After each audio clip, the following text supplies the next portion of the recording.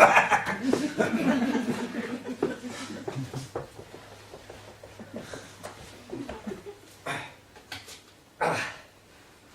Ah, j'adore les oiseaux. La femelle possède des pattes d'un diamètre phénoménal. Un poids de 600 kilos, 6 mètres de haut et des ailes de 7 mètres d'envergure. Imaginez la taille du plumard.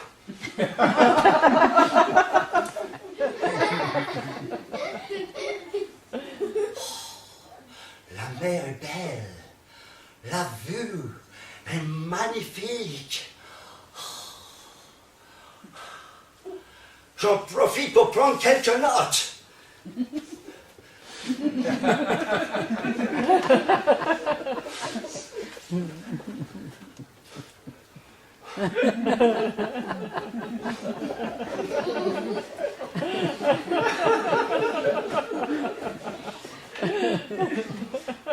Quand tout à coup, une ombre plane au-dessus de ma tête. Elle se rapproche de plus en plus. Non, si, non, si, va dire trop. Ah, je suis agrippé par de grosses griffes. Et je me sens picoré sur la tête. Aïe, aïe, aïe. Un volatile immense, une masse énorme, semble vouloir me précipiter dans le fond de l'océan. Ah, fucking bird. Fucking ocean. And fucking plane. Même langage for everybody. Ah! Ah!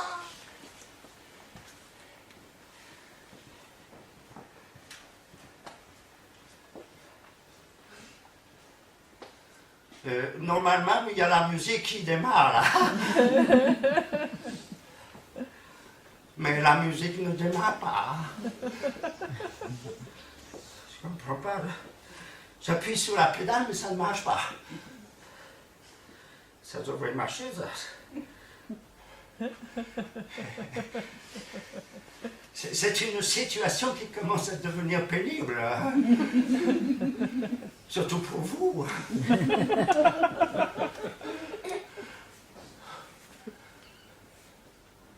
J'ai un technicien derrière. Il est tout petit. Vous allez voir ce qu'il fabrique. Escamotage en mode tutu.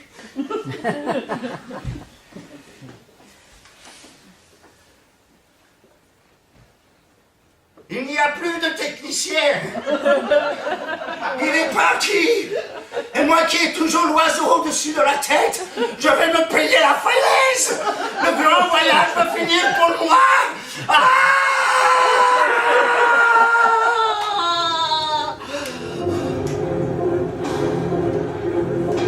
Le technicien est revenu. Voici une représentation du vieux mâle agressif. Ben, il faut l'imaginer beaucoup plus gros. Mais le plus gros, il passait pas la porte. C'est le genre à dire c'est moi le plus beau. L'enfer, c'est les autres. Mais oui, pour lui, l'enfer, c'est son quotidien. Un exemple. Il range tant bien que mal le lit conjugal. Ce n'est qu'un vieux mâle agressif finalement. Et la femelle change tout dès qu'il a le dos tourné. Rappelez-vous, c'est la saison des amours. Ça monte à loin.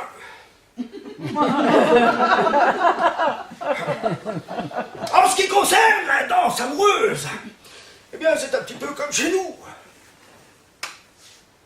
Le mâle brasse beaucoup d'air pour pas grand-chose. il ne copule que 5 minutes par mois. Et de préférence, le samedi soir. Hein? Tu veux savoir ce que ça veut dire copuler? Copuler! Copuler! Copuler! Ah! Copuler! Ça veut dire que c'est très fatigant. Tellement fatigant que ça énerve. Et quand il est énervé, le mâle devient agressif. Voilà. Je laisserai de la documentation sur la copulation animalière à un responsable. Vous le lui demanderez quand il aura fini avec.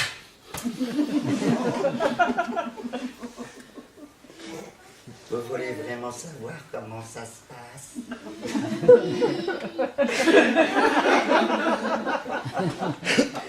Eh bien, elle voit les oies impériales de Sibérie entreprendre leur grande migration.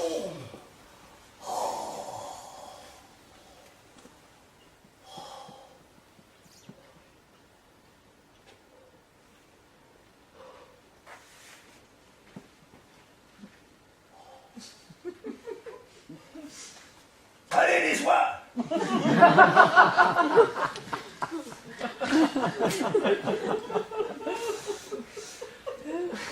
Elle ne les avait jamais vus de cette manière. Moi non plus d'ailleurs.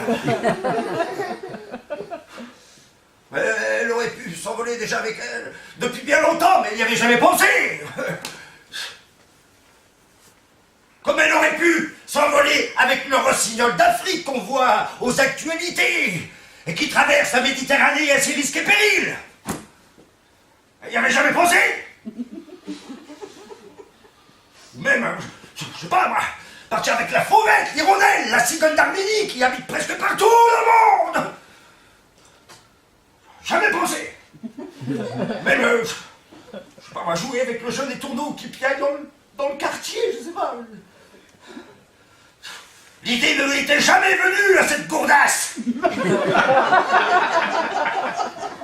Groenland, température -50, avec effet de serre, multiplié par 2.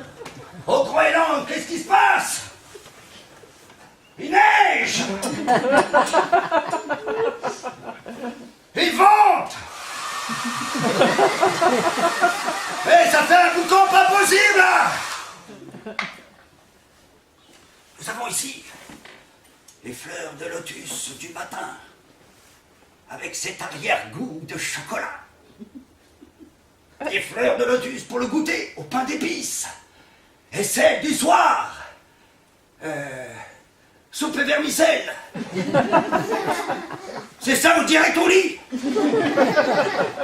À cela, il faut ajouter que le Jabberwock est myope comme... Non, dorénavant on dit myope comme un Jabberwock. C'est le niveau dessus. C'est myope, myope, myope. Il gobe tout ce qu'il voit. Un petit peu comme vous en ce moment. Et ne remarque que le rouge. Il ne repère dans ces fleurs de lotus que ces petites boules rouges extrêmement nutritives. Une boule, 24 heures de nourriture. Pratique pour un régime. Ah. Or, au Groenland, en Sibérie, il existe une plante que voici. Le cactus givré. Graine rapportée au fil des migrations et qui s'est adapté à l'environnement. Les boules du cactus ont les mêmes propriétés que les boules du lotus, mais complètement givrées. D'instinct, la femelle fait très attention. Elle sait que les poils du lotus et du cactus sont vénéneux. Alors, elle interdit à son petit d'y toucher. Et chose extraordinaire!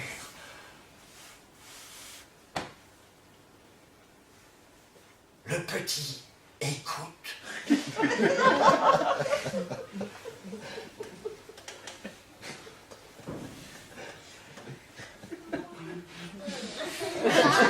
Personne? Non, personne ne veut de ma crotte? Personne? Oh! Mais je la jette, cette crotte! Ah! Oh. Elle colle encore! C'est merveilleux! J'adore les oiseaux! Vous avez remarqué, ce qui intéresse les uns n'intéresse pas les autres. Ah, nous n'avons pas les mêmes valeurs. Et c'est pour cette raison que le commerce prospère. Et qu'il est le roi du pain d'épices. Bon, revenons à nos chasseurs.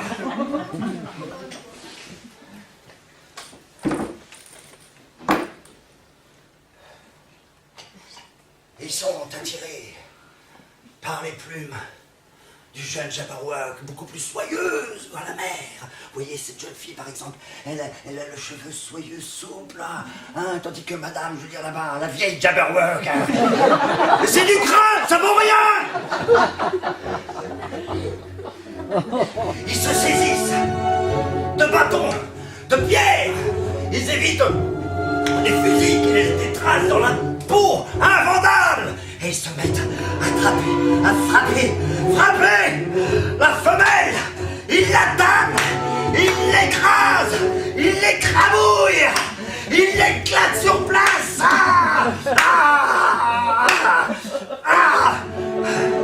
Ce n'est plus qu'une moquette rouge, une immense crotte plate sur une banquise blanche. On dirait une peinture. Ah, c'est beau pour les uns. On dirait du vrai pour les autres. Il se met à grossir, oui, il grossit. Il prend ses ailes, il déploie ses ailes, il fait des essais. Et les Esquimaux se retrouvent très vite collés à la paroi de l'igloo.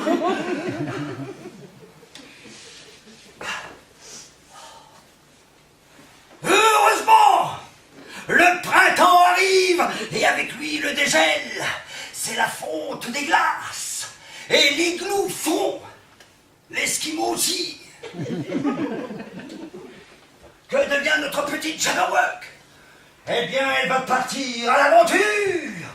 Tenter sa chance, le piment de la vie. Raté.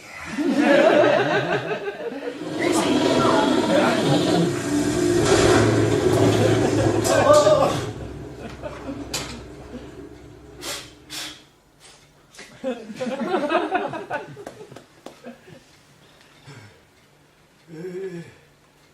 Et c'est ainsi que se termine cet exposé, ce iota flop sur le voyageur oublié.